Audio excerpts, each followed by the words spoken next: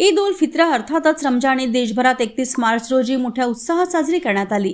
रमजानचा एक महिना मुस्लिम बांधवांकडून उपवास म्हणजेच रोजा ठेवल्यानंतर मुस्लिम बांधवांकडून रमजान ईदचा सण साजरा केला जातो।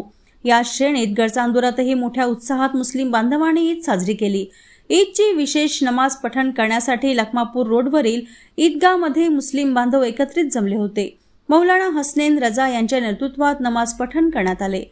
रमजान ईदच्या निमित्ताने राजुरा विधानसभेचे आमदार देवराळ भोंगे यांनी ईदगाह येथे भेट देऊन मुस्लिम बांधवांना ईदीच्या शुभेच्छा दिल्या।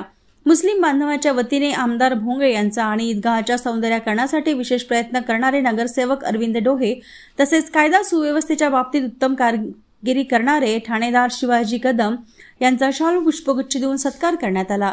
या शुभप्रसंगी कोरपणा तालुका भाजपा संघटन महामंत्री सतीश उपलेंचवार, गडचांदूर भाजपा शहराध्यक्ष अरविंद डोहे, हरीश घोरे, महेश घरोटे, अरविंद कोरे, रजा मशीदचे इमाम सय्यद हसनैन रजा, मौजन मुजफ्फर हुसेन रजा, रफीक निजामी, सय्यद साहेब अली, शेख मेहताब सर, शेख पाशाभाई, हनीफभाई मेवाडिया, इम्रान पाशा, रऊफ काम, भास्कर उरकुंडे, बबलू रासेकर, गणपत बुरटकर, विलास केवट, रमेश चुदरी, सोमेश्वर सोनकांबळे, विनोद बट्टलवार, गंगाधर वाघमारे आदी भाजपा पदाधिकारी व कार्यकर्ते आणि मुस्लिम बांधवांची मोठ्या संख्येने उपस्थिती होती।